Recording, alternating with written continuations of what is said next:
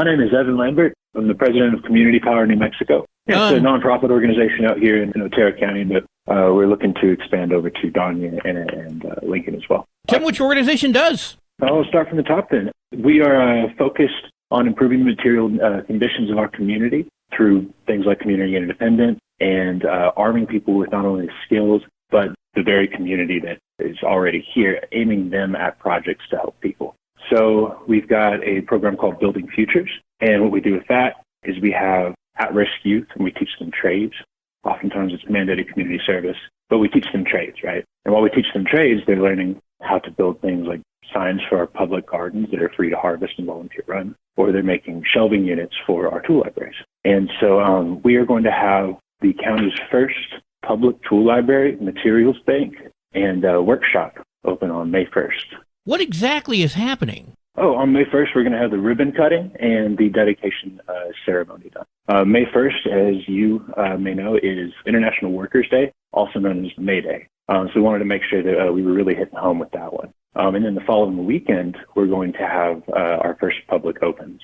On May Day, we're going to be doing the dedication ribbon cutting. We're dedicating this specific space to a gentleman named Robert Wiley. He's a Vietnam War vet. He recently passed due to complications with Agent Orange, and he is a lifelong tradesman. And so one of his wishes that his wife honored was to donate all of his tools to a charitable organization to serve the community. And so much of our inventory here is from him. You know, troubled youth are really in the news right now. As we know, Santa Fe was trying to strengthen rules against the troubled youth, and that fell through. But I think it's also equally important that we don't just focus on punishment, but we also focus on alternative routes. Perhaps they don't. Exactly. Living that life is one thing, but that may be the only life they've ever known. So this gives an opportunity for them to learn something positive, something they can build, something they can partake in. For instance, I had one of these kids, right? Because we took them all down to the library to go install not the library, the public garden over on Maryland Avenue and 6th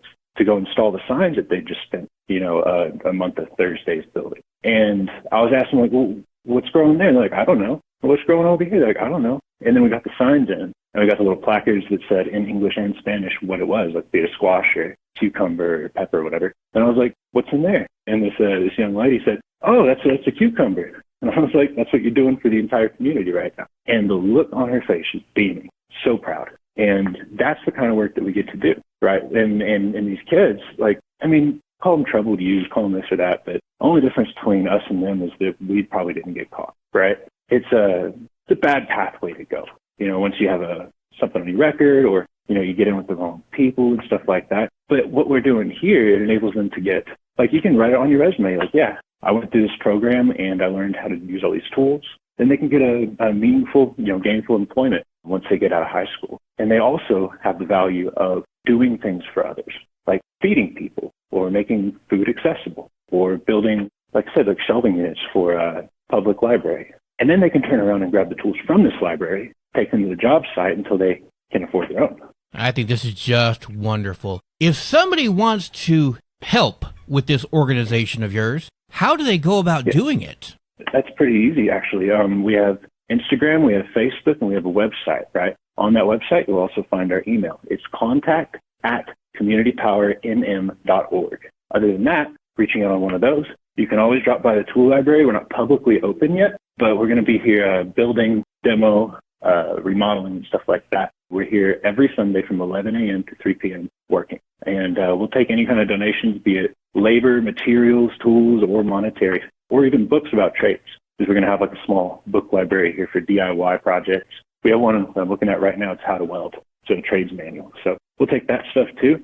Even if you just want to drop by and have a tour of it, we're not publicly open until May 1st, but we'd be glad to put you to work or just give you a tour. And to those, we all have a bunch of tools that we haven't touched in years. And it could be just a simple set of screwdrivers or hammers. It may be an old power tool that we just haven't touched, we haven't used. And no, you're never going to get around to using it again anyway. This is a good opportunity for it to be used and do some good in the public. Yeah. And what's really cool is that that's also one of the things that we're doing here, right? Because I'm looking at 12 circular saws, right? And let's say that, you do have old tool laying around. You can bring it in here. We'll process it. We'll maintain it. And if you ever need to use it again, you can come back and borrow it, right? And as well, another thing of note is that in the back here, it's about 1,000 square foot space here at the tool library. In the back room, where we have all of our power tools and stuff, we also have a just about fully kitted workshop. So if you don't know how to use, say, the tool, you can come back here, and one of us will be here. We'll be able to help you out. And we've also got all of our PPE here, so if you need ear protection, you can take that home as well. Or if you don't want to go and get a bunch of tools for this project that you've got going on at home, you can just build it here or repair it here or what have you. And it's all completely free to the public. It's all completely donated by the public. None of this stuff is stuff that we've had to pay for, other than maybe the tags that are on them and stuff. All right. Well, I appreciate you spending some time with us. I think this is just a fantastic thing you're doing. I love the fact you are focused on the kids and trying to show them a better way. Mm-hmm. You know, this is just wonderful. So keep me in the loop as to what you're doing with this. Yeah. Good luck on the first. I know that you're looking forward to that. Oh, I am. It's been a long time coming. Well, we'll talk to you soon. Thank you very much.